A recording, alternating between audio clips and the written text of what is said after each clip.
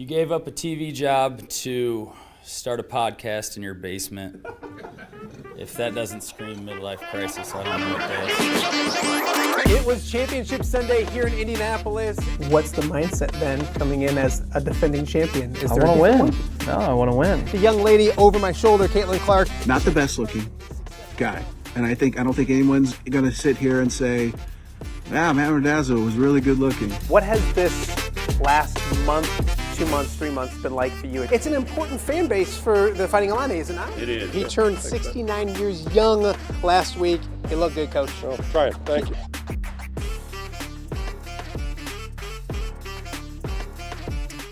Welcome to Off Day with Matt Randazzo here on a Friday in the Quad Cities. It's Friday. It's March 27th. And my goodness, it's going to be Iowa versus Illinois with a trip to the Final Four on the line. Thank you guys so much for joining us. We have a ton to talk about today, a loaded show. If you're a sports fan here in the Quad Cities, in these two states, in the Midwest, you know what Iowa and Illinois means. You know especially what it means on the basketball court. And we watched last night, both teams, Iowa and Illinois, punch their ticket to the Elite Eight. And now they'll play each other in Houston with a trip to the Final Four on the line. Oh, so much to get to. Thank you guys for joining us. I promise you, you will not be disappointed. We've got a great show lined up for you today. First and foremost, if you're watching us on YouTube, thank you for doing that. If you're live with us, the chat is up and going. I can't wait to join you in there. We're going to chat a little bit. We're going to talk about the games last night and what's to come. If you got questions for guests, toss them in there as well, because we have a star-studded lineup to get to today as well. Also, if you're watching us on X has been very, very good to us. The same thing. Be interactive with us there as well. So much great stuff right now on social media. If you're like me, you probably laid in bed until I think it was 2:15. I had a buddy of mine making a car drive. I was trying to stay awake till I knew that they were safe, but I may have dozed off just before they made it to their destination. But watching great videos and everything when it comes to these two games. So thank you if you're watching us on X. We're up on all the podcasting platforms as well, whether it's Apple, Spotify, Podbean, iHeart, wherever you get your podcast. Put in Off the Air with Matt Randazzo and listen to the show as well. It's been an awesome week and an awesome show coming your way today. And then also we welcome our viewers in Central Iowa. We are on the WHO streaming app each and every evening.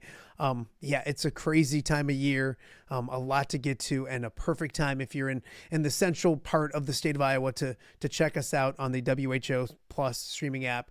I've had several people recently reach out and say, hey, I saw you on there and now we watch, and that's awesome. So whether you're watching at night, whether you're watching at 10 a.m. when we do this thing live, wherever or however you're watching, thank you guys so much for doing this. We started the week off on Monday with Jess Settles and Kent McCausland talking about Iowa finally going to the Sweet 16. And it was such a good idea and so much fun that I figured there's no better way to wrap up the week than by having the same two dudes join us today on the show, because Iowa's in the Elite Eight for the first time since 1987.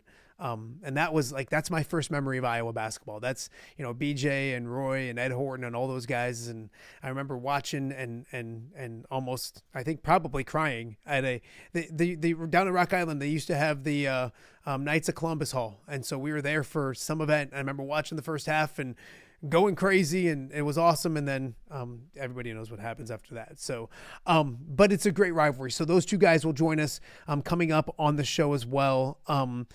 Also, it was Nicholas Baer's birthday yesterday. He turned 30, and he spent the day in Houston, in the evening in Houston, watching the Hawkeyes punch their ticket to the Elite Eight. We hope to have Nicholas later in the show. It was his 30th birthday last night, and he was in Houston, and Iowa won. So the hope is to have the Baer Cage joining us in just a little bit as well. Also, we got Illinois covered. He's a legend in the state of Illinois. Jim Matson, and down in the Peoria area, is as good as it gets. He's in Houston covering the Illini, also covering Cooper Cutch, who's from his area as well. So we'll have Jim Matson coming up later on in the show as well to break down the Illini, everything that they did last night. And then, of course, Iowa versus Illinois on Saturday. 5:09 is the tip time for Iowa versus Illinois coming up this week. Now, I have a dilemma before we get into our guests. I am emceeing an event this weekend on Saturday. I think I can handle it. I think we're going to have enough TVs around. God bless your telephone. This is huge. But I'm afraid if I have a live microphone and something happens one way or the other, I might yell or scream or say something I shouldn't. So it'll be an interesting watch for me. When you're in the chat below, how are you going to watch the game? How are you going to watch Iowa versus Illinois with a trip to the Final Four on the line? Let me know. Let me know how you've been watching these games. I think it's different for Iowa fans than Illinois fans. Iowa fans aren't used to this, so it's crazy. Illinois fans, it's still intense and all those kind of things, but this is their second Elite Eight in the last 3 years. So I think a little different of a watch for them, but let us know in the chat below. But we'll talk about it, and then we'll get to our guests, Jess Settles and Kent McCausland right around the corner. Iowa starting off last night, beating Nebraska 77-71. Nebraska came out, they were up 12-2. They were up, I think, 16-6. I think they were up 24-14. They led by double figures several times throughout that game, and they could not miss. Nebraska could not miss in the first half. And this is an Iowa defense that's been really good all year. Only gave up 46 points. Only gave up 52 points to Nebraska when they played at Carver Hawkeye Arena the entire game. They gave up 46 in the first half. And you didn't expect this. Thought a lower scoring game. Iowa got it close late in the first half, cut it to 3, and then second half, an amazing game. Obviously, Bennett Sturt's hitting the go-ahead 3 with about 2 minutes to go, just under 2 minutes to go. You have the only 4 guys out on the court for a huge inbounds play. You have Tate Sage knocking down huge threes. You got Alvaro Forgueras dunking on everybody. Iowa only led for 2 minutes and 11 seconds in the game. Excuse me. That's it. They didn't have a lead until 2 minutes and 11 seconds left to go in the game. And they go on and they win this one. They finish the game on a 15-6 run. They're heading to the Elite Eight. We'll talk with Jess and Kent in a matter of moments. Also, Illinois. And you thought that would be the closer maybe of the two games. It was close at halftime. And then Illinois asserted their will in the second half, got up 18, ends up winning 65-55 in Houston against Houston. The freshmen were really good. Merkovich had 14 and 10. Keaton Wagler, only 13 points, but made 3 huge threes. How about 12 rebounds from him? 3 assists as well. Houston, awful from the field, awful from behind the arc, 28% from 3, 34% on the game. They didn't shoot it well. Credit Illinois. That's been the worry, I guess, for Illinois fans this year, is if they could play defense and defend enough to make it to a Final Four. Well, if last night was any indication, they can play enough defense to make it to a Final Four. So, all right, we got a lot to talk to, and we'll start, like I mentioned, we started the week with these two. We might as well end the week with these two as well. So we're ending the week the way we started the week. I don't know if you would have told a young Matt Randazzo that I'd be talking to Jess Settles and Kent McCausland about Iowa going to the Elite Eight, I would have thought you were crazy. Jess Settles, Kent McCausland joining us here on Off the Air with Matt Randazzo. Fellas, did you watch any basketball last night? Kent, were you at a basketball game last night? You know, I was there live and in person, second row, sitting right behind J.R. Cutch. So, I was standing up most of the night. He was standing up most of the night. So when a 6'11" guy stands up, you figure it out pretty quick. Again, like all Nebraska, like a lot of Nebraska fans, right? They were on fire. This place was ready to go for them. And they came out and they punched us in the mouth. I mean, there's no question. But I still think Iowa felt like this is the matchup we want and we're okay with. But the fact is, and Jess will probably be better at the stats because I was there live and couldn't see and put it all together. But to be honest, we were all thinking, hey, if we're down 5 at half after how they've shot the ball, we're going to be okay. And we were better than that. We were down 3 after the Sage 3. And you're just like, man, we're okay. But we got to play better defense. You can't give up another 40-some points. And if they shoot the lights out like they did, well, then more power to them, right? And you shake their hand and say, hey, great job. But, hey, the screws tightened and it got tougher, and we can get into all the details. But it was electric. There's old basketball players. There's the staff. There's fans that are just delirious, right? Hawkeye fans, delirious. Husker fans everywhere. You still feel like you're on the road, which is great. I mean, I used to love to play on the road. I just thought it's just fun. It's just fun. And so I think they like that challenge. No, absolutely. Jess, what's going through your mind when you're watching this? And they finished the game on a 15-6 run and made every play. We're going to talk about this interesting defensive strategy called only playing 4 guys here in a second. But what was going through your mind when you're watching the clock tick down and your Iowa Hawkeyes are heading to the Elite Eight? Yeah, when Bennett hit that shot, to go up, I think maybe a minute 58 to take the lead for the first time, then you're like, we've got them. This is exactly where we want to be. It felt like we were down 30 in the first half. And like Kent said, to go in down 3, if you're a Nebraska fan, you lost that game in the first half. They had us on the ropes. They were on fire. I don't think we've given up 50 points, 46, 48 points in the first half all season long. I mean, Price Sanford was just absolutely striping it, and our defense was a little discombobulated. We were on our heels, and yet a couple things. The bench, what about Tate coming in with the game of his life? Fulgaris has become a legend. We only had 5 turnovers in a game to go to the Elite Eight against a pretty good defense. And I was just so happy to see Kent there, and Nicholas Baer and Bruner and JR and Les Jepson and Bohannon. What a special night for you guys to be able to be a part of that, Kenny. You look at it, Ken, and I want to talk about that four-man defense. I think Jess and I probably had the advantage being, in front of a TV, because I even talked to Tom Kakert. They didn't know in media wise until I think Ben brought it up in the post game, and he starts texting us, "Hey guys, did you know?" And Jess, you saw it at home. Ken, you had no clue until. And am I wrong? Like, it's not calling a timeout when you don't have a timeout. You know what I mean? But that's a pretty huge mistake that's made in a huge situation, isn't it, Kent?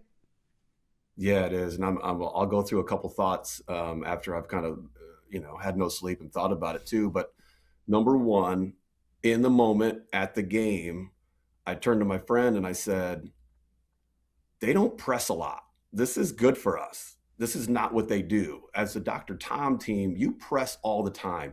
You are scouting. You are putting together your game plan. You know your roles. You know your responsibilities. You're pressing all game, whether it's half court, 3/4 court, full court, whatever, but you're pressing. This is what you do. Nebraska doesn't press. And so I just thought it was even early for that type of zone pressure or whatever they were doing, right? It just was odd to me. So then that was my first thought. The second, I had no idea they had 4 people. So when they throw it long, I'm even thinking to myself, see, this is why you're not prepared to press. You left a guy open. You didn't know what you were doing. Now, okay, the coaching piece and the thought process out of a timeout. One, as a player, Jess, how do you not know your role walking out of that huddle? And this is the biggest game of your life.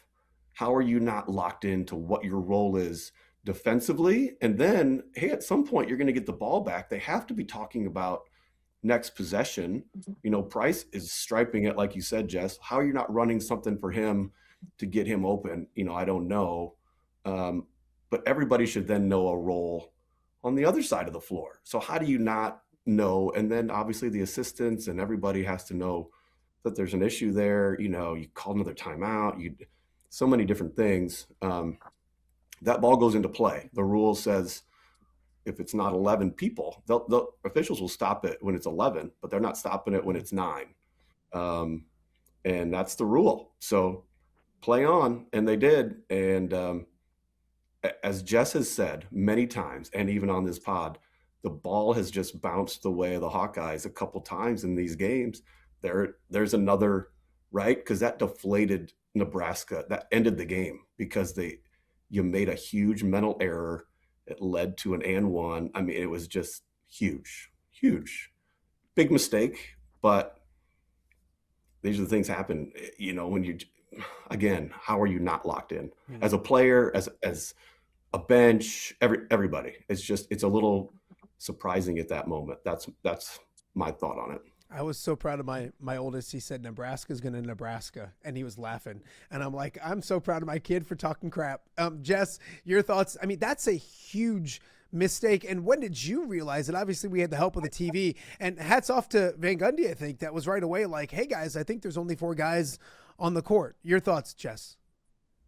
I was stunned when the ball was going through the air with the baseball pass. I was like, Ken, these guys, they don't typically press. Did they just get back picked? Did somebody guard 2 guys? That ball's going through the air. And then he catches it and the kid legit fouls him, and that ball squirts around the rim and goes in. You're like, you've got to be kidding me. Typically, okay, they're going to force him to hit 2 free throws, which he tried to do, but that ball goes in, and that was the game. And then to see that there were 4 guys on the court, I've never seen that in my life ever. When we played for Dr. Tom, it's corny, right? One of the managers would take the athletic tape and put a number 4 on the seat, which meant the 4 position. I happened to wear number 4. I was in the 4 position, so that was always my seat. And then everybody who was in the game would fill in around me typically, or the 4-man. And we always kind of thought it was corny, and you're like, is this mid-major stuff? And if Kent sat in the wrong seat or Dean subbed him over, then they'd have to switch seats during the timeout, just so we all knew where we were. And now you look at it and you're like, that's why we did it. So that everybody knows who's in the game, where you're supposed to be, what position you're in for the play set, because sometimes Kenny's playing the 2, sometimes he's playing the 3. He's got to know what seat he's in for which screen he's going to set, where he's going to be. That's why you do it. I agree, Kent. Another gift. These are high-pressure situations. Mistakes do happen. But for Florida to screw up the way they did, and then for Fred's team and that entire staff to mess that up and to give us an opportunity, that game was going to be down to the wire. There were still 58 seconds left. There was still going to be 5 minutes of high-pressure basketball to finish it off. And that broke them, and we just caught another break, and the kids went after it.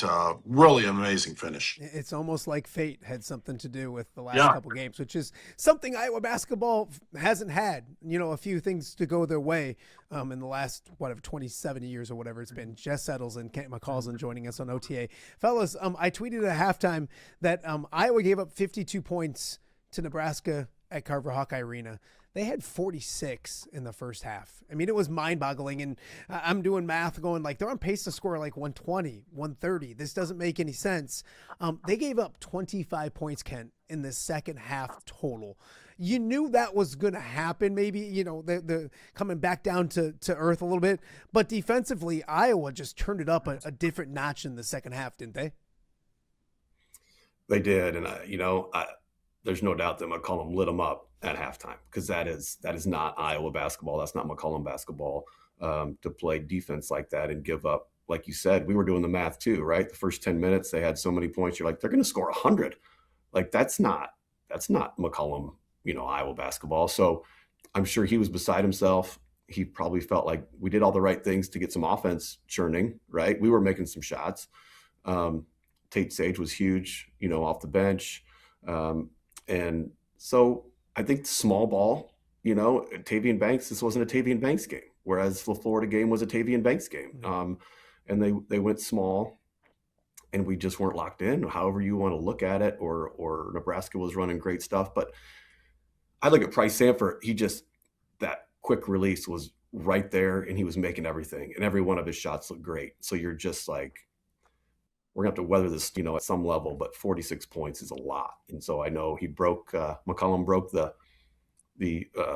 marker and the board. There's all these stories that and they were feverishly trying to put it together with duct tape and, all this different stuff. So he woke him up, he got it going, and that's what you expect, right? And so that was pretty terrific. And then the Hawks just had enough offense to get it done. I feel like too, the last 3 minutes, you're just more. That is organization for an entire season. I think people at home really need to understand that the reason you can execute the last 3 minutes is because you've been doing it since you started practice 5 months ago. Not because you are really care so much about this game. It's that it's a habit. Day after day, you had attention to detail, attention to scouting report, attention to what you're doing, and it builds on itself, and you fall back on it. It's like being a good putter in golf. Like, you fall back on your routine, how you do things. This is what I've been doing for my, the last 10 years. This is how I putt. This is what I do. It's the same. You don't just turn on a switch and all of a sudden get more concentrated into the game. This is repetition and repetition after throughout an entire Big Ten season. Kent, you had me with everything until you started talking about being a good putter. And then I lost anything you just Well, said. I'm not a good putter either, and I wish I could listen to myself and do something about Absolutely. it. Jess, there's some kid named Tate Sage that played the game of his life. And you could see it through in the season. He had some really good games as a freshman, and you guys know it, and you guys know it. I don't. You guys, it's an up and down season usually as a freshman. To see him step up and make the plays he had. And he made plays in the first half. I was like, wow, they got a great first half out of Tate Sage. And it kept going. And then he made maybe the biggest shot of the game that not a lot of people talk about, go up 6 with 50-some seconds to go or whatever it was. Talk to me about Tate Sage and what you've seen from him this year, Jess. And then obviously on the biggest stage of them all, he was special last night. If I remember correctly, when he came in the game for the first time, and our bench was obviously the story of the game. But when he came in, I believe he snatched a big-time offensive rebound, kicked it out for a 3, or maybe kicked it to one of his teammates, and then it led to a Hawkeye assist 3. Nebraska, I believe, got the first 8 rebounds of the game, and maybe 4 offensive rebounds in a row, which was just maddening, right? Because they were raining threes. But Tate comes in and snatches that one, and just kind of, it's amazing how a rebound, especially guys coming in off the bench, a rebound or taking a charge, something can just ignite the team. So I really thought that was huge. His shot before halftime was absolutely massive, right? Just 1 second left. With the cameras, you guys, if you were at the game there, Kenny, you wouldn't see it. But Fred, when he was walking to that halftime, you could tell that he felt like they were in trouble. I mean, they played so well, but they didn't have much to celebrate going into halftime. So I know Kent's hit a lot of those momentum shots. I wasn't one of those guys. I mean, those are big. Sometimes those shots are worth 7, 8, 10 points, just the momentum that they provide. His defense was phenomenal. We got the defense shored up. We were a little bit on our heels. They came out swinging. And you're right. I totally agree with what Kent said. It goes back 3 months, the defensive principles. What are the rules? What are the strategies? How do we guard ball screens? How do we guard pick and rolls? And they just stayed the course. You can't turn the effort up and down and based upon the pressure of the game. It's just they stuck to the rules, and Nebraska gave us a little window. Nebraska actually ran out of gas. I felt like there were times Iowa ran out of gas this year. They only played basically 6 guys. I think the one is that Jacobson played 12 minutes. Sam Hoiberg was exhausted at the end. Price lost his legs at the end. And Tate and Bennett made the big shots down the stretch with a little help with the air from the coaching staff. And we're going to the Elite 8. And we both said the other day when we were on here, Matt, the Nebraska, that was a gift. It was an absolute gift to be able to play that game, to go to an Elite 8. And now you've got Illinois, who's really good. But, I don't think anybody in the Iowa locker room is afraid of them. No, I would completely agree. We'll talk Illini here in a second. Kent, I want to talk about some emotions of this team, because you're there, you're in the stands, and obviously you know Cooper really well. But Al has that flair for the dramatic as well, and some dunks on the bay, all those kind of things. This team has a personality, and can you talk to me about that? Because Cooper, I mean, we did the chomp, and now he was waving goodbye yesterday, and you guys know this. He's the nicest kid you will ever meet in your life. Like, he's one of the most polite, well-mannered kids that I've come across doing these kind of things. It's not like he's Jess up there, Kent, like just being Jess. Your thoughts on the personality of this team? Because Coop and Al, and yeah, Bennett is Bennett, and he's straight-faced all the time, but I think it's a fun team, and I think the Iowa fans are really enjoying that part of it as well. I don't think there's any doubt. I think there's just there's a camaraderie to this group. Man, you talk to Cooper, you talk to JR. He's really impressed by how they play for each other, and that's really what you're trying to do, I think, in any walk of life, business, a team, sports, athletic is just, you want to have people that care about one another and are willing to put their life on the line for the guy next to them. And that's really what you want to get your team to that point. I think they've grown into that. They've kind of just gotten better and better. And I think McCollum, I've even heard a couple times on some interviews, like, we can't be at 97%. We got to be at 100. Like, the margin for error for this team is very small. So let's not think that this is some juggernaut, but what they do is they run their stuff extremely well. They play for each other. They're locked in. They help each other. So I think they really care for each other. They do things together. I mean, it's really impressive that way. I agree with you. Al all of a sudden has just got this different kind of swag to him, right? That throughout the whole season, you see the talent that he has, but sometimes you're just kind of like, man, I wonder where his head is. But right now, everybody's just so locked in. It's really fun to watch. And the tournament brings out this, again, a different side to some of these teams. And this year, Iowa is that kind of team, but every possession is so important.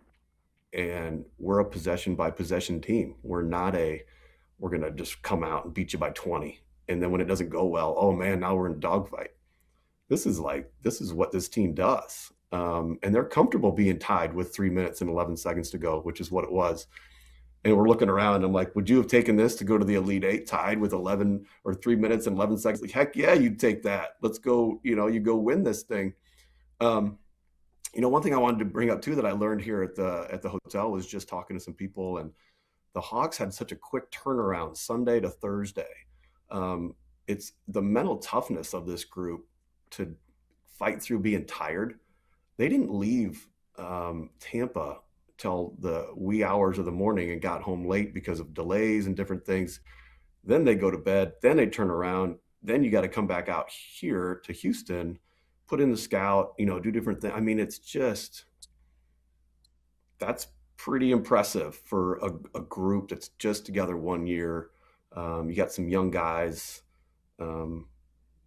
it really is so impressive. And at the beginning, I'm going to keep talking. At the beginning of the year, I kind of compared this team to, could this team be a little Andre Woolridge running the show with Bennett Sturts, and then everybody plugs in? That 1 year with Andre I was a sophomore, Ryan Bowen's a junior, JR's a sophomore, Guy was a sophomore, Daryl Moore is a junior. I mean, we're like young team, but Andre's running the show, right? And we all had confidence and would run through a wall for Andre.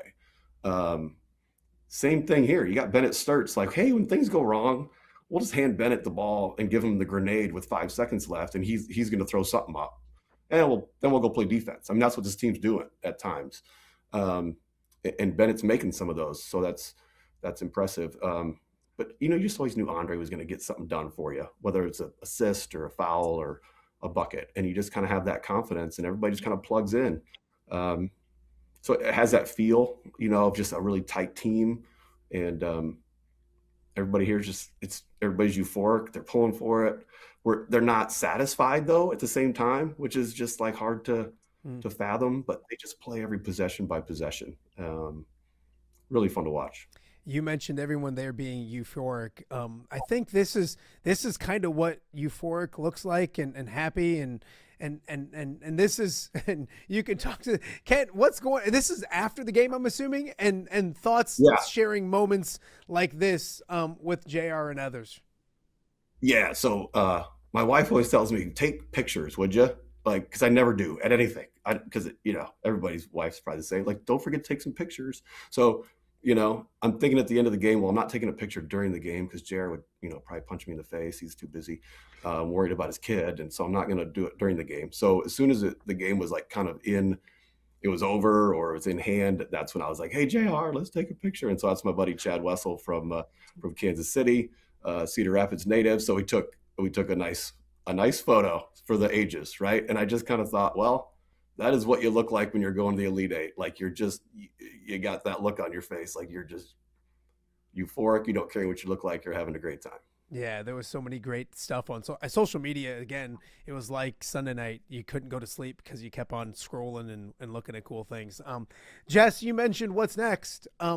Because I don't know, Kent, if you stayed and watched more basketball and watched the Houston, Illinois game, or if you were out in the, whatever. But it's Iowa, Illinois, and who was it? I want to say McCausland tweeted this morning, and he's a guy who covered it like right when it was the 80s and 90s and the heart of it. And you guys were part of it as well. It's Iowa and Illinois to go to the Final Four. Here in the Quad Cities, this is the front line, fellas. Like, this is, for that rivalry, this area is the front line. Jess, you know it. You're a Southeast Iowa kind of kid. You know what it's like. Your thoughts what's Saturday going to be like? Oh, it's going to be legendary. I mean, it's going to be talked about for the next 50 years. It's that big of a game. I mean, it's in our area. It's Illinois. Jess keeps having alarms come off on his phone. Yeah, he does this all the time. So important. So I know. So Kent, pick up for him. We'll go back to him in a second. Yeah. But Iowa, Illinois, Yeah. and you know the rivalry is amazing. You were part of it as well. It will be. It'll be talked for a long time. I even think about the Michigan Illinois game, which is still talked about, to go to the Final Four to win. To go to the finals. They met in the Final Four, I think. Is that right? Yeah. That was the Marcus Liberty and Glenn Rice and Loy Vaught, all that good stuff. So you're adding to that lore a little bit. Illinois and Iowa going at it to go to the Final Four, border rivalry, just adds to all fun.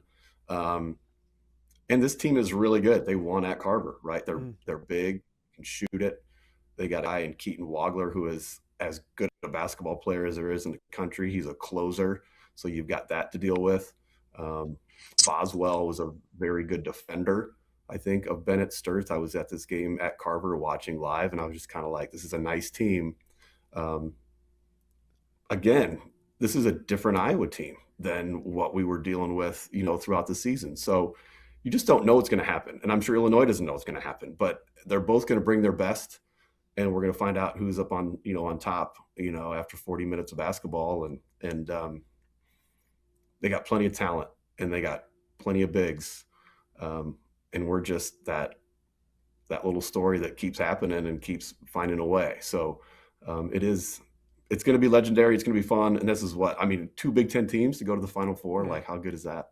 And the Big Ten too. I mean, you have Purdue last night, Iowa, Illinois, 3 in already. I have a chance tonight to get 2 more with Michigan and Michigan State. The Big Ten, and it's been forever, Kent, since they've won a national championship. So it'd be amazing to see that. I want to talk to you again, and we'll see if Jess can figure out what he's doing up there, which I'm almost chuckling more about the big guy than anything else. Can't you look at it and you're wearing the Can you hear me, Matt? Yes, you're there, brother. Okay. I don't know what the heck happened there. You're fine. I'm back. Fine. I can't see you, but I can hear you guys. Go ahead. That's okay. That's even better. Like, you don't need to see us. My goodness. Right. I want you to talk about Illinois real quick, Jess, because it was okay. You ready? It's obviously a huge game coming up this Saturday as well. Yeah, look, I mean, there's the storylines with Bruce Pearl and Deion Thomas and Coach Collins and Lou Henson and Tom Davis, right? I mean, that stuff is there's still a little bad blood there. It's a tremendous rivalry. Brad Underwood has become one of the better coaches in the country. Coach McCollum's one of the rising stars, obviously, in the country. It's going to be a game that people talk about 25 years from now. Illinois has a lot of European guys who are really tough to guard. They're very physical. They sort of abandoned their defense a couple times during the season. They didn't look good at the Big Ten tournament, but nobody punks Houston like that. So they're going to be a monumental task. Can't mention Boswell. He gave Sturts a lot of fits in that first game. And yet in a game like this, defense travels. Our defense has really been on point for most of this tournament. And I think Iowa has a legit chance. I think it's a 50-50 game. And anything can happen in an Elite Eight game. Jess, it's crazy to watch Iowa win. No, it might be Illinois. They go back to the studio and you're at home and you're watching and there's Bruce Pearl of all people kind of reminding everybody like, hey, Iowa won. And if Illinois wins, that whole, can you talk about the rivalry's not what it used to be, but man, it sure can. This can be a jumping off point to get it where it was and where it could go to in the future. Talk about that rivalry, because you know those guys now, but there was no love lost, and there's still no love lost between Illinois and Iowa. Yeah. I was it Io and Luca Garza. When what they say 3 or 4 years ago, they were like, "Hey, we're not going to sugarcoat this. We don't like each other." And I think in the handshake line when Underwood and Fran and Chin and Orlando, those guys kind of got into it a few years ago. It just really stoked the fire. So Illinois, they play with a slower tempo. They're a huge analytics team. They've really reinvented themselves. They're a hunt the mismatch type of team that presents a lot of problems because you're not working on a lot of their sets. They're big pick and pop team. I think the keys to the game will really be at the point guard position. I think Bennett Sturts seems to be a player of destiny, and it just Man, poor Jess. Jess is going to get cranky is the thing. So, I want to wrap things up quickly with you, kind of talking about you have the Chris Streets shirt on and all those kind of things. And we've talked about, those that look at that thing. I would give $1 million for a shirt like that. What do you think about during these times? And I'll bring up that your dad was the soundtrack to my growing up when it comes to little chips and salsa last night. Being talk about what this means big picture for Iowa Nation and Iowa basketball. Boy, first and foremost, I do think about my dad a lot during this time, because I know he would have, come on, he would have been dying right now. He wouldn't believe it. He would be having so much fun right now. And unfortunately, knowing my dad, he probably would be in Coach McCollum's room helping him break down film, and I'd be like, "Dad, you have to leave him alone. You can't, this is not part of your job." But he would want to be so involved. He would have been in Tampa, right? And he would have been wondering why I wasn't in Tampa. Like, what's your problem? Like, who are you? Are you my son? Like, what's going on?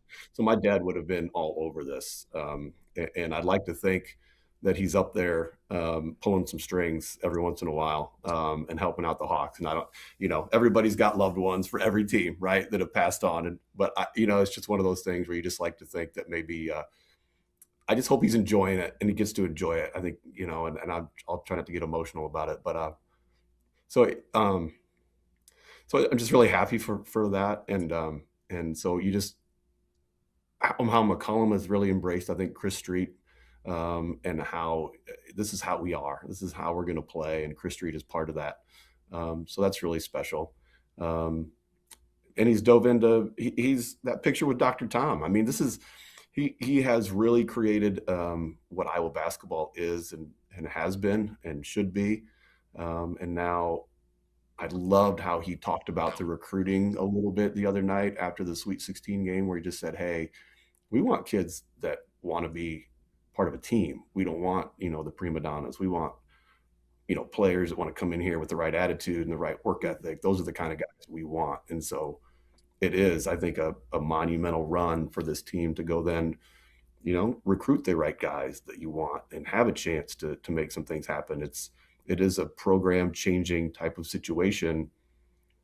Not that we haven't been successful. McCaffrey, Alford, Dr. Tom, there's some very successful coaches, but just we haven't had that run in a long time. And here we got it, and you can capitalize on it. Fellas, Jess is back. I'm going to let you guys go. Give me a prediction for Saturday night. Jess, we'll start with you while your pretty face is still up there. Thoughts, score, prediction? Have you thought enough ahead to Iowa, Illinois part 2? Well, this is why I don't gamble, but I look for low-scoring first half, grind it out. I have a feeling somebody on one of the teams is going to be in foul trouble. I think Tavian Banks, major factor in this game at both ends with the way these guys are physical. They've got big guys who can pick and pop. You've got to be able to defend that perimeter. Jess is going to kill Man, us. Jess is going to kill us. Give us a prediction, Ken. You're always, as usual, you're always there to bail Jess out, whether it's in college or now. Always there to pick up the slack. 100%. Nice job, Matt. Nice job. All right, Kent, before we let you go, give me a prediction, a thought for Saturday. You're not going anywhere. You're staying in Houston, I assume? No, Oh yeah, I booked. My flight's Sunday, no matter what. I'm coming here for 2 games, baby. So, I'm probably not the analyst that my dad was or that Jess is. Here's what I'll say first: Hawks by a million, baby. Hawks by a million. Then, now we'll look at it from a old guy sitting on your couch at home. I look at this game and it's a little scary. I like that we only played them once. That's for sure. I'd almost like Houston because then everything's new and they haven't seen us. But their size does scare me a little bit. Their ability to shoot. They're have some European basketball players that are really skilled, can pass, can dribble, can shoot, and they have Wagler as just a killer. Right, end of a game, you've got somebody that can get shots when he wants to get shots. He's got great size. His stock has only risen over the last year, so he's a terrific player. So with all that, it feels like Illinois, but you know what? This Hawkeye team is just feisty, and they just won't quit, and they won't go away. And that's the kind of team you hate to play. And so, for me, it was Dick Bennett and those Wisconsin teams. They just didn't go away. They played defense. They were just a pain for us. And so we have a little of that. And so that's into the fact that we're on the rise and we're just getting better. And maybe we can sneak one out. Kent, I always appreciate this. Jess, obviously, the majority of it we got from Jess, and he's probably off farming or doing something great like that. Enjoy Houston, behave yourself, and hopefully maybe we can do this again next week to preview. I'll see you in Indianapolis. I'm going to the Final Four if that happens, so we'll do something in Indianapolis. I appreciate you, my friend. I would love to. Thank you. All right. That is Kent McCausland. Also, thank you to Jess Settles. Jess nearly got through the whole thing, but he's a busy guy right now. So we got a lot more to get to. We're just getting warmed up. An awesome Friday right here on Off Day with Matt Randazzo. We'll be right back. All right. Be honest. Are you craving Hungry Hobo again? You know, that fresh sliced meat piled high on those amazing sandwiches, hot off the grill chicken and steak, with all those delicious toppings, the biggest and best selection of baked potatoes, or simply some waffle fries dipped in cheese. Well, now that Quad City favorite is even easier to get. Download the Hungry Hobo app today. Order ahead, skip the line, and earn rewards all at the same time. There's Double Points Monday and exclusive specials as well. With 12 locations in the Quad City area, it's Hungry Hobo, now even easier to find, but still hard to resist. Rafferty Funeral Home, dedicated to serving families in the Quad Cities since 2007. Hi, welcome. Here, come on in. An experienced staff plans each service to reflect the unique life and legacy of your loved one. Rafferty Funeral Home is proud to serve our community with dignity, respect, and compassion, helping you to celebrate your traditions and lasting memories no matter your faith, culture, or budget. Rafferty Funeral Home in Moline. Call today to discuss prearrangements.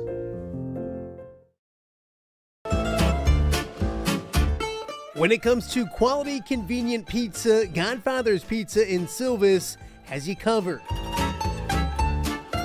Featuring a beautiful dine-in area, delivery, and a carry-out window. Godfather's Pizza is that pizza you grew up with, not a convenience store. You see, at Godfather's Pizza, the dough is made fresh daily. That mozzarella cheese is shredded fresh and never frozen. And those toppings are abundantly piled high each and every time. Locally owned and operated since 2010, Godfather's is a huge supporter of local athletes right here in the Quad Cities. So come on by and check them out at 1211 Avenue of the Cities in Silvis. Order online at godfathers.com and reunite with that same delicious pizza you grew up with. Welcome back to Off Day with Matt Randazzo here on a crazy Friday in the Quad Cities. It's going to be Iowa and Illinois. Let me say that again slower for everyone out there. Iowa and Illinois will play a basketball game on Saturday evening with the winner going to the Final Four. It's happening in Houston, and in Houston is our good friend Jim Matson joining us right now on Off Day with Matt Randazzo. You're living the dream, my friend. How was your Thursday night? you know how it is. It's hectic. It's kind of stressful. I missed quite a bit of the first half of the Illini game because I was sending back a Cooper Cutch interview and an interview with J.R. Cutch to our Peoria audience that has a lot of Cooper fans. And, there are a lot of Iowa fans in Illinois, too, in Peoria. But boy, it was a fun Illinois locker room. It was an amazing scene when Iowa won that game and ran off the court. And I almost got as much enjoyment out of how thrilled the Hawkeyes were as how proud the Illini were. I think the Illini expected to be here. I think Iowa all year said we're getting close, and now they're winning these games. And both locker rooms were just, you know how it is.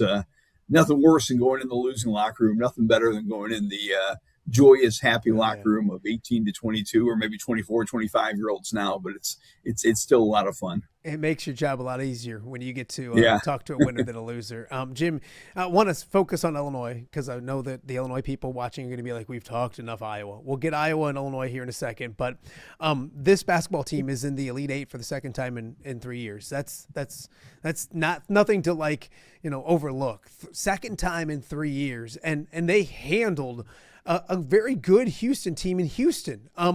It wasn't the close game I think everyone thought it would be. Your thoughts, big picture, on what you saw last night from the Fighting Illini? Well, I'm guilty of it too. I predicted Houston would win. I thought Houston would be the tougher team, would bring the fight to Illinois. And Illinois kind of brought the fight to Houston. They were really strong. They out-rebounded them. At 24-22 at halftime, I wasn't sure what to think. Houston hit that late three. Houston tied the game. The crowd got into the game. And then Illinois just goes on an epic 17-0 run in which they defended. They limited Houston to one shot. They got good shots. They had 4 or 5 different guys hit shots. I mean, it was as good a stretch of basketball as the Illini had played all year. They missed some free throws and made it a little dicey at the end, but there was no doubt who was the better team. The better team was Illinois. The tougher team was Illinois. And I've been a little astonished as Illinois, because most teams are always like, it's a process. Illinois all year has said we are a Final Four caliber team. We're a team that our goal is, our ceiling is a national title. And they expected to be in this game, and they played like it last night against Houston. They played like we're going to go out there and win the game, and that's exactly what they did. And, the 2 freshmen both get double-doubles on that stage, in that arena. What can you say about those 2 kids? Just amazing. But so many guys stepped up. Jake Davis hit some shots. Ben hit some shots. Tommy hit some shots. They rebounded. It was a pretty complete effort on a big stage. And, I do a radio show, and, everybody was like, Underwood never wins a big one. And I'm like, well, 2 years ago, he beat Iowa State. Yeah. And now he's done it again. He's beat another number 2 seed to get to the Elite Eight. And, you got to hand it to Underwood and the Illini to get to 2 Elite Eights in 3 years. It's truly elite. It's one of Underwood's favorite words, but not many programs do it. You have to be elite to do it. Jim, I was worried that Illinois, sometimes they shoot themselves to victory. Sometimes they shoot themselves out of victory. You look at Houston, and they shot 28% from 3, 34% from the field. Was that Houston not being good offensively? Or was that Illinois' defense? Because I think we're guilty of it, we've bashed them a little bit this year, questioned, I don't want to say bashed, but questioned them on the defensive end. And it was 24-22 at the half. And I said, am I watching Iowa, Nebraska? Like, I thought that would be the score at the half of that game. And it was 46-43 at the end of that game. Defensively, do we credit Illinois where credit's due for the defense that was played last night?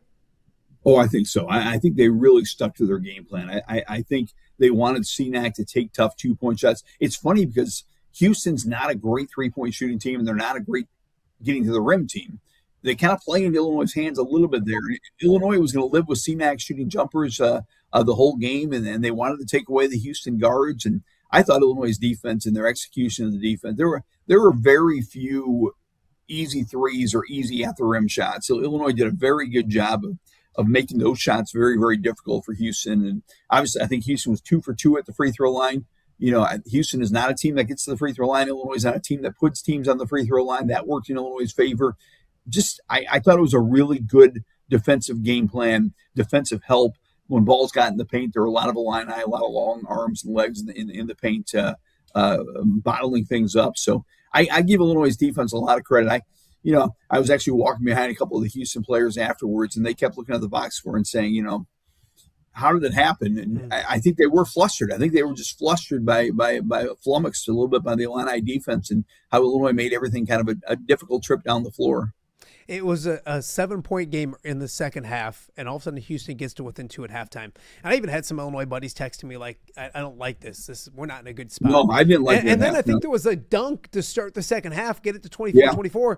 And then Illinois went from tied to up 15 in like a minute, and like not a minute, but it seemed like a minute or so.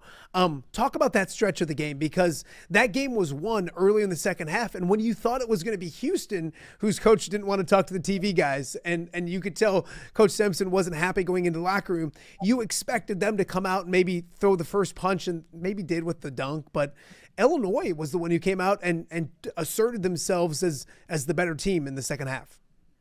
Yeah, I actually watched the game with a legal pad normally, and Senac had that dunk to tie the game, and I circled crowd. The crowd was really into it. It was really loud, and it was a really pro-Houston crowd at that point, and I was like, wow, they are turning up the energy. They're turning up the defense. They're turning up the volume now, and boy, did Illinois respond. I mean, they I hate to bring back bad memories, but it felt a little bit like that 30-0 Connecticut run. Illinois scored. They got a stop. They got a good shot. It went in. They stopped them. It was just every time down the floor on both ends, they executed very, very highly. I mean, they were really good on both ends for that stretch. And all of a sudden it was an 18-point game, and some Houston fans were starting to go home. And I was like, we've seen things happen. And, Illinois missed a bunch of free throws late, but really that was the decisive stretch, that first 10 minutes of the second half. And I asked the Illinois guys, and a couple of them said they heard the crowd. I think Jake Davis said, yeah, we heard the crowd, but, that's when a team bonds together. And we knew we were in for a fight, and we've talked about fighting together, and we fought together. And so many guys, man, I thought Jake hit a huge three when he let the guy fly by, and they got an offensive rebound, got it out to Tommy for a three. There were just smart plays, hustle plays, and just great execution by Illinois on both ends of the floor. That was the part of the game, obviously, where Illinois, I thought maybe they were going to wilt. Instead, they bloomed into an Elite Eight team. My good friend and legend, Jim Matson, joining us. Why would you come home? You're poolside, my friend. Look at you. You're living the good life. I am. What was the? It was funny because I tweeted or whatever, posted on X that I think it was it was like 44-26, and I think I went to X and I said, Houston's not going to score 40. We're really close to Iowa versus Illinois on Saturday. Yeah. And you'll like this. Colton Sigel is a grad assistant for the Illinois basketball team. His dad, Tom, texted me and he's like, if you jinxed us, I swear. I'm like, no, I didn't. I swear. And I did. But that's the way it kind of felt. Going down the stretch, it was making big plays and it really never got too uncomfortable. No. Take me to the locker room. And you mentioned, we know it. We go in after heartbreaking losses, and you feel like the worst person in the world throwing a microphone in some young man's face. But what's it like, and what was that locker room like? Because yes, there was celebration and excitement, but I feel like this team, similar to Iowa, expects to keep playing. They almost switched focuses and went to another game ahead. What was the locker room like? I think there was pride. I think they were proud that they were tough. I think they've heard the critics that they're not tough and that they're not so much soft, but they're not as tough as Houston. I think they used that storyline all week that Houston was the tougher team and that they were going to get punked by Houston. And I think they were proud that they came out and showed that they can beat. I mean, Houston. Almost everyone had them as one of the 5 teams that could win it all, or one of the 3 or 4 teams that could win it all. And I think Illinois somewhat feels a little underrated that so many people are picking against them. And so I think there was great pride. But, yes, this is a team that they have, I just remember after a 46-point game, Wagler was asked at Purdue, what's the ceiling for this team? And he said, we talk about national championship. And those are big words. Everyone kind of says it, but you don't always say it into a microphone. You don't always say it so openly. And this team has talked about being a national championship team all year. And, they certainly have a chance. They play like that. They certainly have a chance. They have turned up the notch defensively a lot.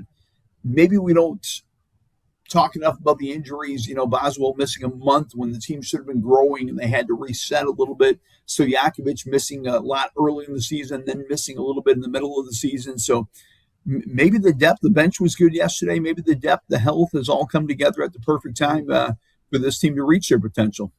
Jim Matson joining us down in Houston. We got to talk before I let you go about Iowa and Illinois. I mean, you get a day to kind of catch your breath, and it's a good rivalry. What you said. I mean, yeah. Peoria, there's Iowa fans down there, and and you've lived the rivalry, Jim. You were around this rivalry when it was all going on in its heyday. And I like to brag that the Quad Cities is like the front line or I mean, this is ground zero when it comes to Iowa versus Illinois. I talked with Tom Kakert on his podcast last night that like when I was young, if Iowa and Illinois played and Iowa lost, I didn't want to go to school. Like I didn't want to go to school the next day, and like vice versa. If they won, I was like first kid up in the morning. It's an awesome rivalry. Your thoughts about the rivalry and then the game coming up on Saturday? I have to admit, obviously we talked to Iowa before the Illinois game, but I think there's even a stunned feeling between the two teams. That, we both won 3 tournament games. The only thing standing between us and the Final Four is Illinois, is Iowa. I think it's confusing the players. Illinois said all the right things after the game. That they said that, gosh, Iowa beat Florida. If that doesn't show you how good Iowa is, you better take notice. And so I think Illinois is saying all the right things. I mean, Illinois is going to be the favorite. I know I've already heard from Illinois fans on my text line, well, if they blow it to Iowa now, they're paved with a, yellow and black road to the Final Four. All they have to do is beat Iowa. I do think there's a little pressure on Illinois in that sense, but this isn't about pressure. This is about one team's going to the Final Four. I think Iowa's going to play their A game. I think Illinois is going to play their A game. I think Illinois' size is going to be really, really tough for Iowa to contend with, but I thought the Hawkeyes might get blitzed yesterday. That, was it 12-2, and that crowd was nuts. I mean, it was nuts, the Nebraska fans. I imagine your viewers and your listeners here can get a pretty cheap ticket tomorrow with all the Nebraska and Houston fans going home. So, but I think Illinois has the utmost respect for Iowa, and they'll be ready because not so much because it's a rivalry or a Big Ten opponent they know, but ready because they know the prize at the end of 40 minutes, the trip to the Final Four. Jim, before I let you go, we were I saw you in Carver Hawkeye Arena in January when this game happened, and we talked a lot about it. I've talked with buddies, and I do think Iowa's a much better basketball team than they were in January. I would say Illinois is too. Obviously, they were playing really good at that point, but they're battle tested. Those freshmen have been through things and NCAA tournament games and all those kind of things. Do you have a thought, a pick? I mean, is it Illinois' game to lose? Is Iowa playing with house money? Your thoughts on what happens on Saturday night? Sturtz had a really tough game against Illinois the first time, and I know he's had some tough shooting nights recently, but I think Sturtz has to be really good for Iowa to win. I think Illinois is going to have some mismatch problems down low. I think they're going to be able to get some points in the paint. I think they're going to be able to rebound pretty well. I know Iowa's good at all that stuff, but I do think Illinois is the better team, and I think they have more advantages than Iowa. But again, Iowa showed such mettle and moxie the last 2 games that I told you when they hired McCollum from Drake that, boy, those Drake teams are just Bulldogs, literally. I mean, they just play so dang hard, and you're seeing that now. And I'm seeing that more out of Iowa yesterday than I did even the Illinois game. I'm seeing the belief and and every guy I talked to in the locker room was like, Coach saw this coming before we did. Coach saw this coming before we did. He believed in us before we did, but now we believe. And belief is a pretty strong thing this time of year. And I think house money is a strong thing too. I think they are a kind of, let's go out there. And, first thing Cooper Cutch said to me was, hey, we get to be a team for 2 more days. Yeah. If we win the next one, we get to be a team for another week. They're having fun. They're enjoying this. They're living for another day. And that's a dangerous team for sure. I know I got to let you go, but you mentioned Cooper Cutch and you saw JR, and I know this.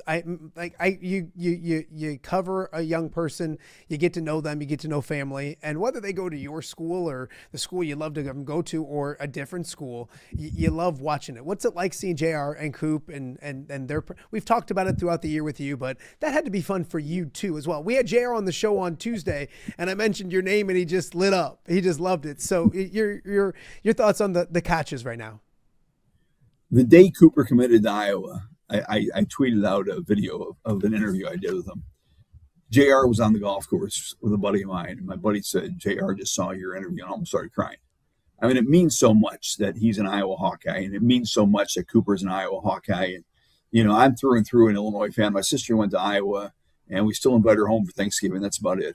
But, you know, we've kind of severed ties with the Hawkeye otherwise. But no, to be honest with you, you just love this for the Cutch family. I mentioned that Nebraska-Iowa basketball game. Those are two amazing fan bases, and I've always so admired the Iowa fan base. This is fun.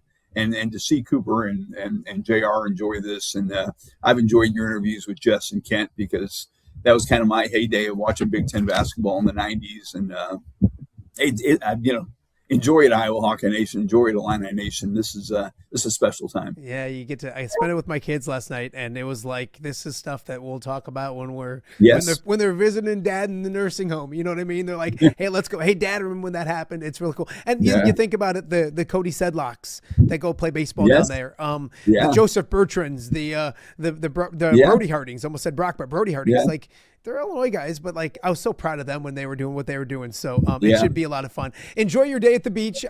The radio show, you doing obviously one today?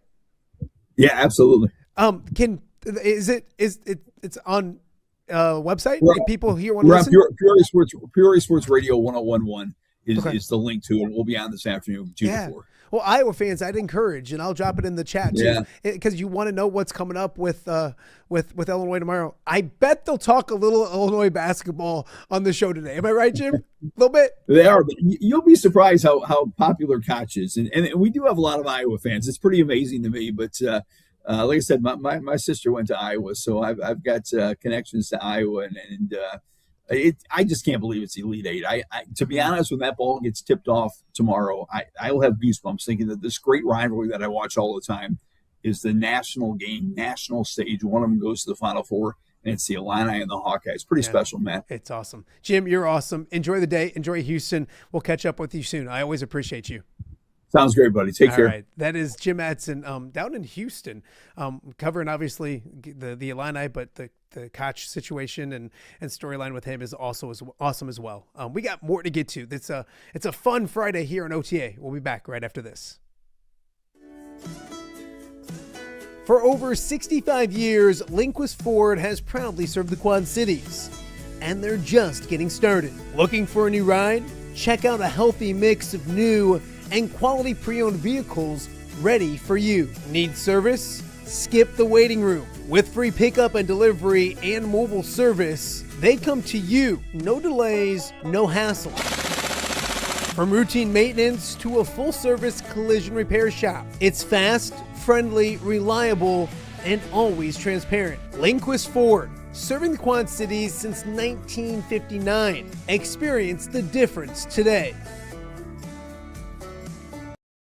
Give me the keys. Learning to drive can be stressful for both the student and, yes, the parent as well. Relax. There's an easy way to avoid the stress. Skiles Driving School in East Moline has been helping new drivers hit the road with confidence for over 20 years. Whether you're a teen earning your first license or an adult looking for behind-the-wheel training, we've got you covered. Their certified instructors are patient, experienced, and use modern vehicles equipped for safety and comfort. From classroom instruction to real-world driving, we make learning safe, affordable, and even fun. Call 309-278-0098 or visit skylesdriving.com. Skiles Driving School. Get in, buckle up, drive your future forward. Hey, I'm the Crawford guy. Ooh, do you guys always speak at the same time? Sorry, guys. I'll go first. You know, if you need help with your heating or air conditioning, or electrical, or plumbing, Crawford Company can solve your problem. But what about your problem? What problem? Do you not hear yourselves? Take it from me, the Crawford lady. And me, the Crawford guy. Crawford is the comfort company.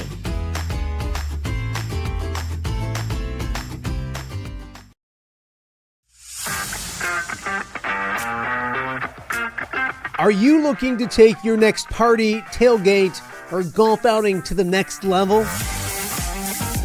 You need mobile party experience. MPX features 3 top-of-the-line party trailers equipped with all the amenities you need to party like a rock star. Smart TVs, Yeti coolers, JBL sound systems, grills, bathrooms, and much more. Mobile Party Experience is an experience like no other. Check out my-mpx.com or call 563-514-1470 and book your mobile party experience today.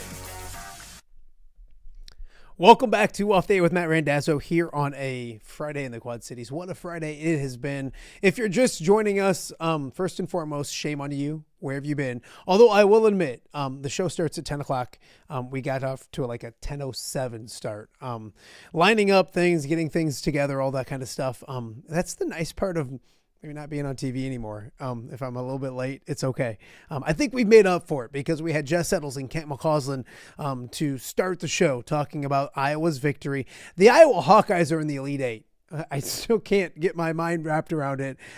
So we had them talking about Iowa, and then you didn't even get a chance to blink, and boom, Illinois was on. They win. They're in the Elite Eight. Playing each other Saturday in the Quad Cities. So a great time of year. It's been a fun show so far.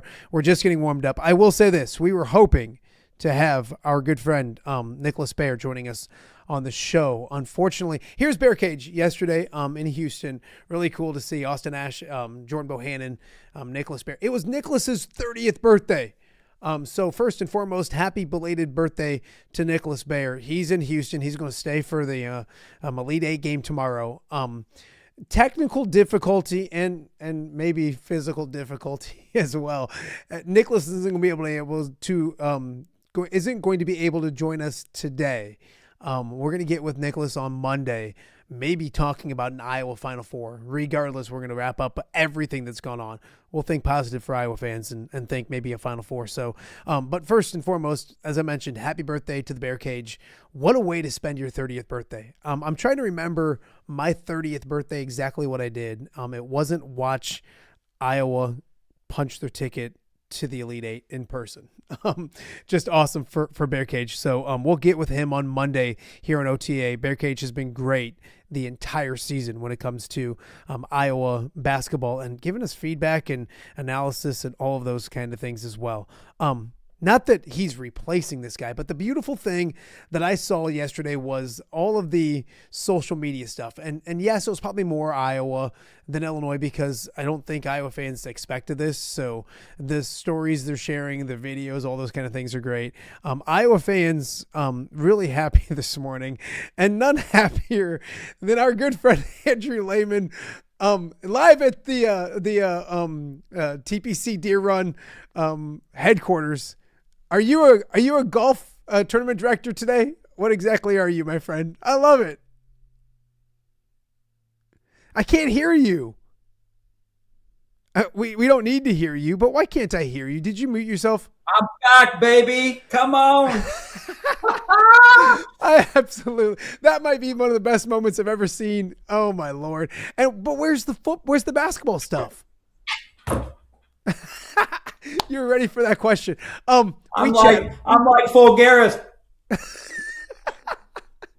Come on.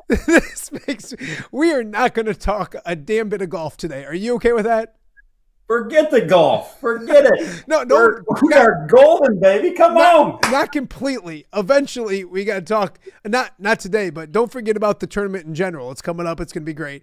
Andrew, we talk a lot, and we've talked on this show, so this is nothing different. We usually talk with Andrew about, golf, and then Iowa comes up one way, shape, or form. The Iowa Hawkeyes are in the Elite Eight. We talked last night on the phone. You're one of those fans. You're like me. I grew up. This was it. I love that football helmet. I loved Iowa football. I work for him now. All those kind of things. Iowa basketball was it for me growing up. That was like talking to Kent McCausland earlier today. Mac McCausland was the soundtrack of my childhood. Like that was it. How you feeling today, my friend? As someone who I guess lived the 2016 World Series with the Cubs and how special that was, this run, this season, this is everything, man. I was 3 years old in 1987, so clearly don't remember that. But I'm with you. McCausland was the soundtrack of my life. I grew up in Western Iowa, so to have beaten Nebraska to go to the Elite Eight is special because the Nebraska fans of the 90s, obviously with football, were insufferable in Western Iowa. They're still insufferable today. But ton of respect for what they're doing with their basketball program. It's awesome. But love the fact that Matt Rule made his way on TV, and then we went on a 15-6 run to close out the game. So I would be remiss if I didn't bring that up. That is a great point because, and people have talked about that today. I think it was a 15-6 run after they showed Matt Rule come on, and only Matt Rule can mess things up for Nebraska. It's different because Iowa didn't beat, and it's funny. I've been sitting here all week saying, man, I wish Iowa played like Georgia. Or like West Virginia. We just beat Florida. Come on. No, I'm just saying, like, it was the rivalry part of it. And that's what Saturday's about, too. We'll get to that in a second. You're not just playing anybody to play for the Elite Eight. Clinching to go to the Elite Eight is amazing. But they did it against Nebraska. And Scott Docterman was on here yesterday, and he's like, this is Nebraska's greatest season ever. And then here comes Iowa. And he's like, it will be the ultimate heartbreak if Iowa wins that basketball game. Is it extra sweet? And only Nebraska brings 4 guys out in the court. Like, that's only Nebraska's going to do that, right? It's extra sweet because of that, right? I probably remember 35 years of basketball, right? Maybe when I was 7 until now. Have never seen that. The fact that it happened to Nebraska is the most Nebraska thing to happen. And just the moment, I've gone back and watched it a ton. The moment where Fred, and by the way, I'm a Fred Hoiberg guy. I like Fred. The moment when he recognized what was about to happen. And then Mast runs down to the scorer's table, which, by the way, I don't think you have to do because you don't check in after a timeout. I'm pretty sure he was in the game before the timeout. So couldn't have happened at a better time. And then certainly the ball to go in for Forgaris when it bounces up off the rim, he gets fouled and it goes in. I mean, you talk about that game of getting close and tying and close and tying. And then, Nebraska would take another 5, 6, 7 point lead. And to close the game that way was emphatic and just slammed the door shut on all those hopes. I loved it. I absolutely loved it. Real fast, I'm getting some messages, some text messages, all those kind of things. Nicholas Baer's having technical difficulty. I don't want people are saying I'm outing Nicholas Baer. We've all been there. I was 31s too. Yeah. Don't do this to me because everybody's like low blow. I can't believe technical difficulty. Yeah, you wanted Nicholas Baer and you get me. Hey, Nicholas Baer wasn't going to put on a helmet. Coming with a football helmet, baby. Come on. No, he wasn't going to do that. Andrew Lehman, I think he's a tournament director for the John Deere Classic. I think you do that. But right now you're the Iowa expert for me right now and off there with Matt Randazzo. Yeah, something like that. What was and we've talked about it during the show. I covered these guys for 25 years. There's not an NCAA tournament that I haven't been at. I don't think since, I go back 20 years, 25 years. And so part of me is like, boy, I would have, that would be fun. Like me and Wheezy right now, well, we wouldn't be awake right now because trust me, after we got all said and done last night, trust me, we would be what people think Nicholas may be right now. But so that part of it's kind of like a little different for me. But I got to watch it with my nieces and my kids in my basement and yell things that I'm not supposed to yell and go crazy and hug my kids and all those kind of things. Can you talk to that? Because you don't realize, and that's what's beautiful about sports and March Madness and all these kind of things. Yeah, the heartbreak sucks, but these are things that you and I'm sure your kids and family will remember for a long, long time. Yeah, I specifically my son, right? Like my daughter loves sports, but she doesn't necessarily watch sports with us. She's 12 and she's got friends and the door is closed and it's like she's 22. But I have a 15-year-old, and to have done the Cubs World Series with him, and he was 6 years old. So whether he remembers that, he says he does. But to have done this run watching games with him, he had the same outfit on from the Florida game. I had the same outfit on from the Florida game. And I told you this, we lost internet on Sunday last week. So he and I had to watch the Florida game. Well, we could have gone to a bar. We could have came over here to the John Deere Classic office, but we watched the game on a 12-inch iPad at the dining room table. And I know 40 years from now, God willing, if I'm still alive at 82, we'll look back at that. Hey, Dad, do you remember when we had to watch the Iowa game to go to the Sweet 16 on the iPad? If iPads even exist in 40 years. To your point, to share these moments with family members or friends or whoever it is that is invested as you are, I'm pretty sure my wife and I'm pretty sure Jen, for you, probably thinks the same thing. We're a little bit crazy. I didn't think I would yell at the TV as much as I did last night, and I promised her that Saturday night would be better. But now that it's Illinois, I'm not sure it will be. But you just got to take the moments that happen like this, especially as an Iowa fan. And by the way, I think McCollum, he's about as good as it gets. Yeah. But you got to take these moments for what they are and celebrate them, and they're special. And to see you put up the photo of Nicholas and Austin and Jabo, which, by the way, all three of those guys could shoot the rock pretty well. But to see guys come back and support this program, because I think it is different when you play for a different coach and then somebody else comes in. And I know that from Adam Haleska. I went to high school with Adam and played for Steve Alford, and then obviously it's Licklider and then Fran. So, well, we've come a long way. Well, hey, let me clarify.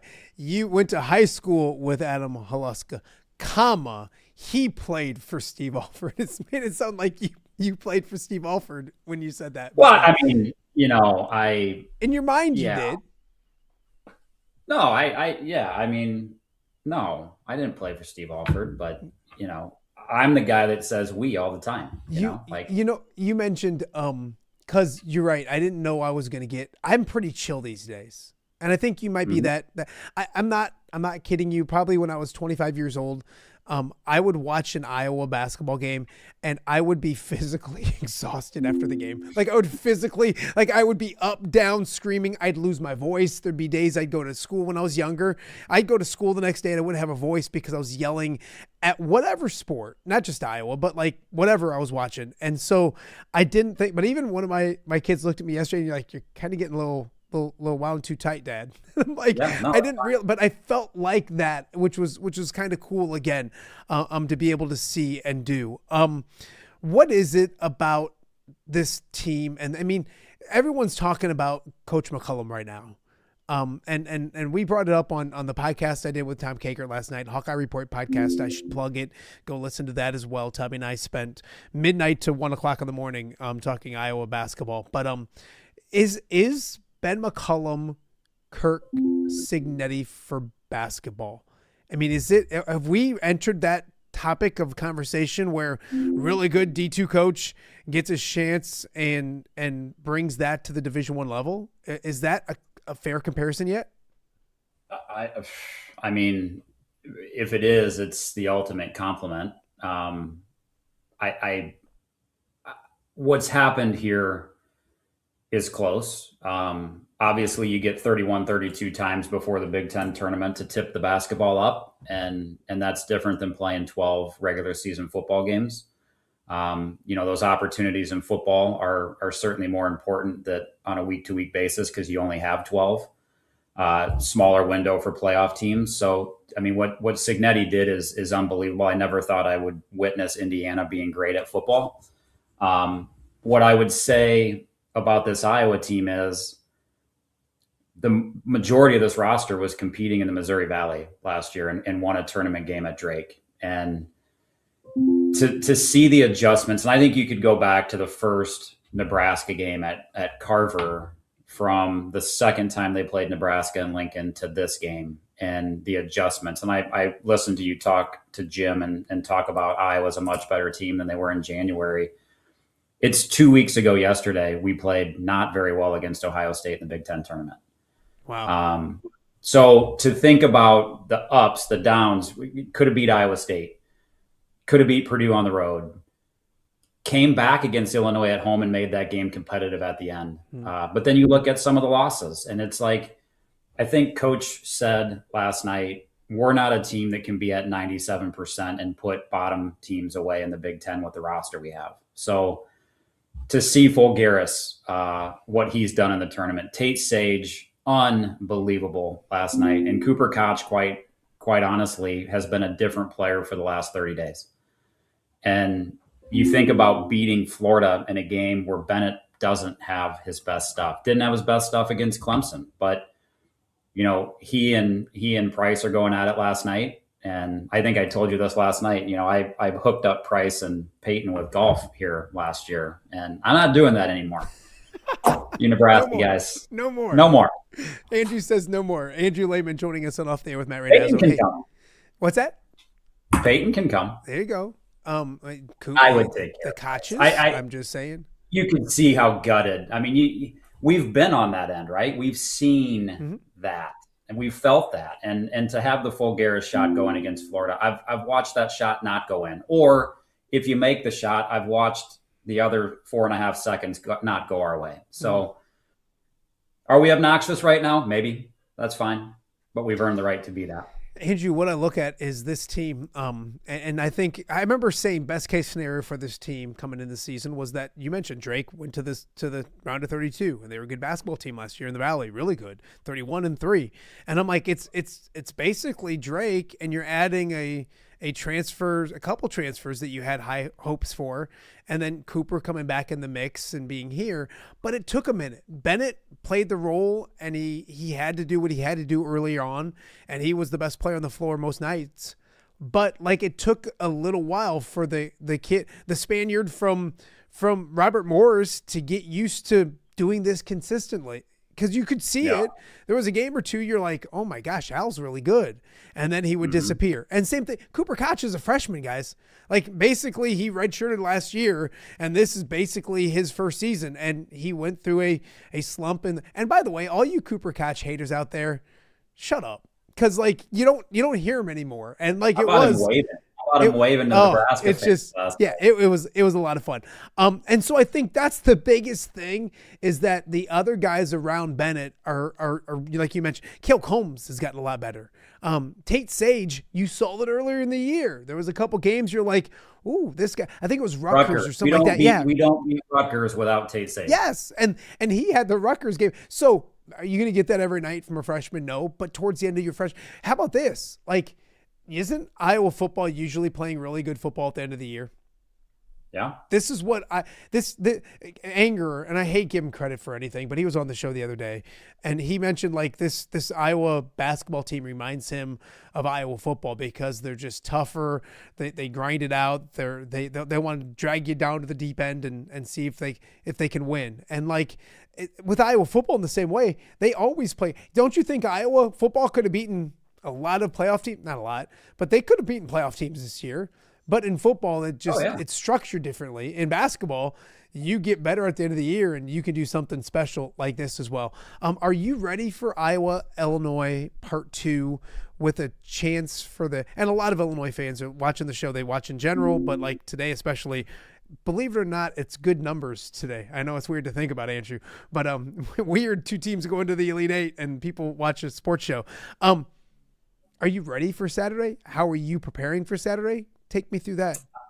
I think I'm mentally in a better spot than I was with the longer lead up to last night from Sunday. I mean, it's only a day and a half difference.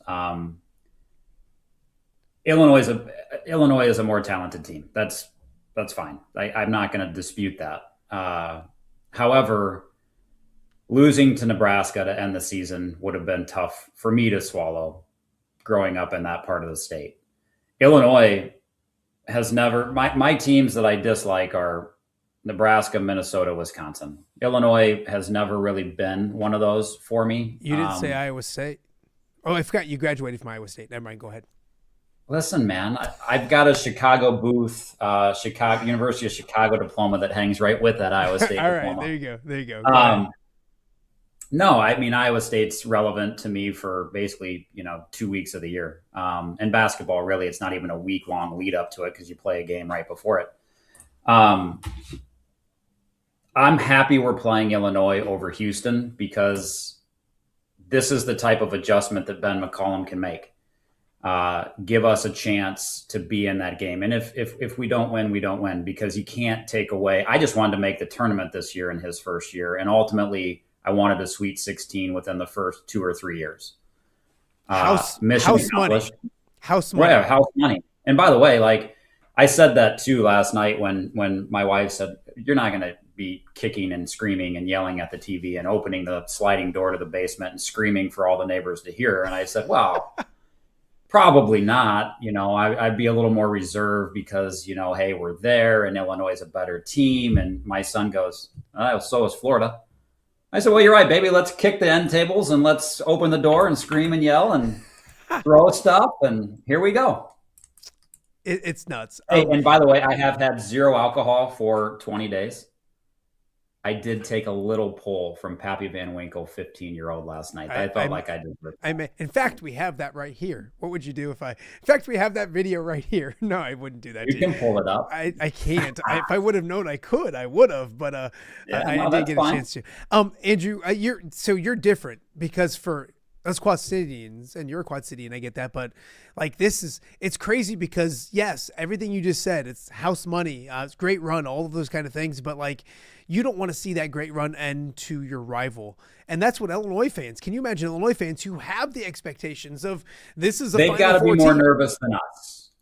They have to be more nervous than us. Yes, I would agree with that. I would agree that fans wise, I mean, and I love Ked Prince. I know that Iowa fans that listen to this might not love him, and Illinois fans that listen to, I love the guy, and he's a good friend. But I worry about him if Iowa somehow knocks off Illinois on Saturday. He'll be fine. I've lived this long enough on my own side. Yeah, no, I get it. Can you help me? I need you to help me because, and I'll walk it through with the viewers too. I am emceeing an event on Saturday, and it's not just an event. I'm emceeing the Father Marabelli Heritage Ball over at Alleman High School, my alma mater. My kid goes there. My other kids will. Yeah, so it's like I can't just call the school today. Although I was texting with the assistant principal last night, going, "Dude, you're killing me, dude. I don't know, but I will tell everyone Alleman-wise that are watching this, and I know that there's several that are. We're opening the doors. It was supposed to be at 5:30. We're opening the doors early, and we have big screen TVs everywhere. So don't not come to the Heritage Ball because of that. Just come watch it with me. Like, come watch it. Like, how much fun would that be? I'm having a game watch, basically. Come watch the game.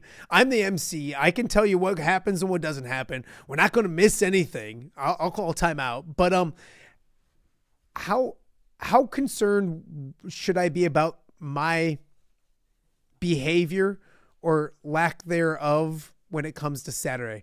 Should I be concerned? If you've been screaming and yelling for these first 3 games, you got to kick and scream and yell. And by the way, I'm here to tell you, I was supposed to be at a fundraising event last night and I bailed. So if you want to run some phone-a-thon on Saturday night, I'd be happy to send you some cash. But don't ask me to attend because I'm not coming. We might need to maybe we'll do something, combine forces to help raise money and I feel bad. I got I think one of my other kids has something going on, and I told my wife no, they don't have anything going on. I said last night, if you had baseball practice, skip it. You know what I mean? Like if you had something. First of all, the coach is having baseball practice. We're going to have words. Yeah. Quit the it's team. March, man. Quit the team. We sleep in May. Yeah, easy. You're a baseball coach. I guarantee you're having practices in March. You are out of your mind. There's no way. In fact, I remember when J-Bo, we had practice at TBK. Iowa played Northwestern, and that we made that furious comeback, and J-Bo hit the 3 with 1.3 left. When we were making the comeback, I pulled them all out of the batting cages and we went down to the TVs. So don't put me in that boat. No, I would cancel practice. I won't do that to you. I won't do that to you. Hey, by the way, guy on TV last night with the cotton helmet, that's the city guy. I've heard he's retiring. I think he's a teacher at Pleasant Valley Junior High. Jeff Paul, shout out to him for finding his way on TV with the Luka Garza jersey and the cotton Iowa Hawkeye helmet. Quad City guy. Say his name again. Jeff Paul. His son is a really good basketball player. He's sophomore. Or he was a good. I think he's still a good basketball player, but he got a sophomore. Yeah, forget him. Yeah, the dad ended up on TV. I didn't need a scouting report for his kid. He was good. Now he struggles, but now he's good again. All that kind of stuff. All right, before we let you go, I should have led with you. This was fun. But for some reason, Jess Settles and Kent McCausland seem to make more sense. I don't know. You like to get Iowa involved in the John Deere Classic. That what's her name? That Caitlin Clark. Was that you? Clark, yeah, was that you? Yeah, you had and Keegan Murray teed it up, correct? Yeah. TJ Hawkinson, Yeah. I don't know, but like, have you thought, how do I take this? And I have already for my little golf outing, the Guy Randazzo Memorial Golf Outing, second best golf tournament in the Quad Cities during the summer, about getting guys here. In fact, Jess, J.R. Cutch, Cooper Cutch, and company will be at that June 20th if anyone wants to sign up.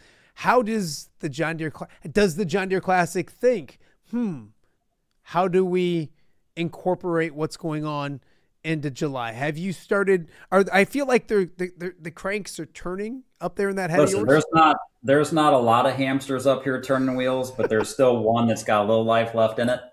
Let's just say that there will be a phone call made, hopefully in another week or two. Yes. I don't want to have to make that call on Monday. But yeah, we're going to do our best. It's funny because I brought this up after Sunday's game here in the office, and I've got an Illinois fan in the office, and I've got an Iowa State fan in the office. So we've got 3 of the Sweet 16 teams, and the Iowa State fans are, well, what about TJ?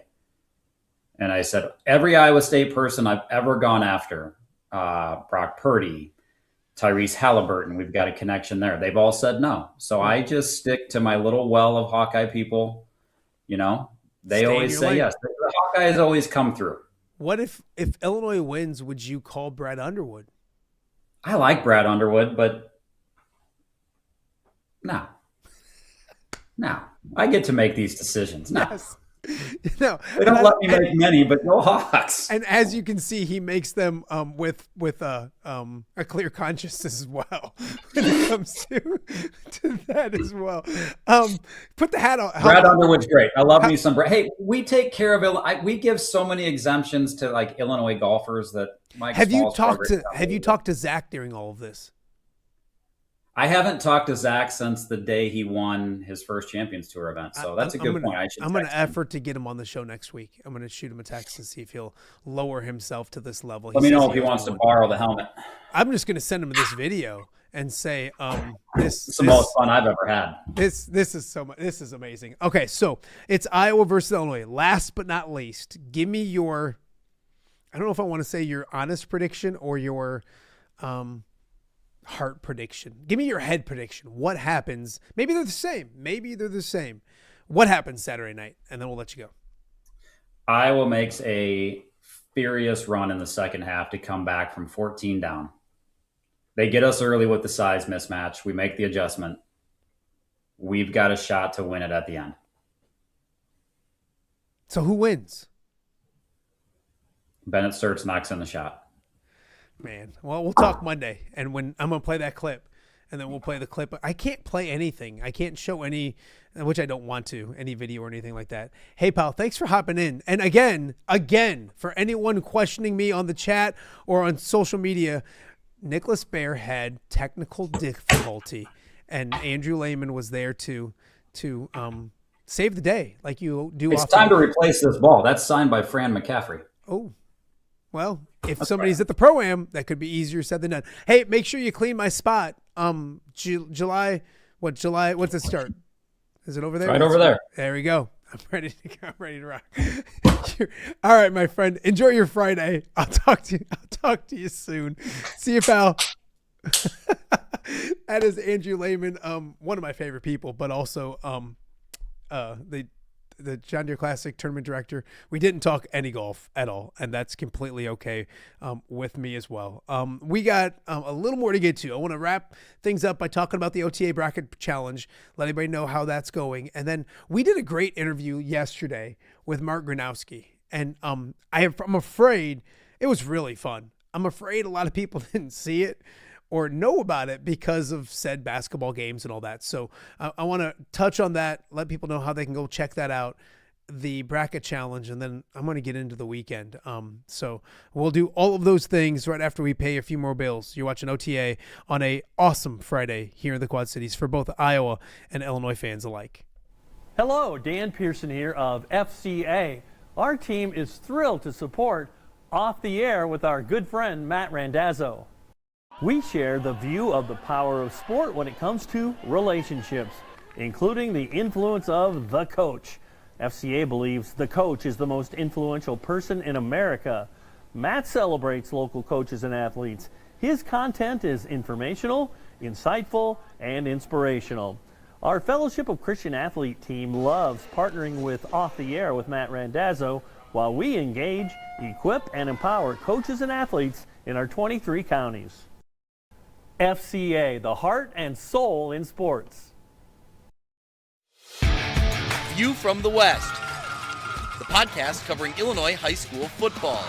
It's going to be a hard-hitting game. It's going to be great football. Weekly analysis and reaction from around the western side of the state of Illinois. This is the game we had circled when the year started. Follow along on YouTube and subscribe wherever you listen to podcasts. It's big-time football out there tonight, and I know we can play big-time football.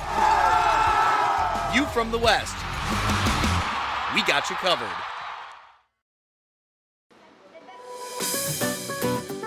Are you looking for the Quad Cities' best chips and salsa? There's only one dude to turn to. Right on. Snoop. Hand-cut chips, fried fresh with that crunch you've come to love. And the most addicting salsa with delicious fresh ingredients each and every time. Pick up your chips and salsa, queso, enchiladas, and much more at the Stern Center in Rock Island. To place your order, simply call the man himself. It's Snoop at 309-314-8197 and find out for yourself what the rest of the Quad Cities already loves.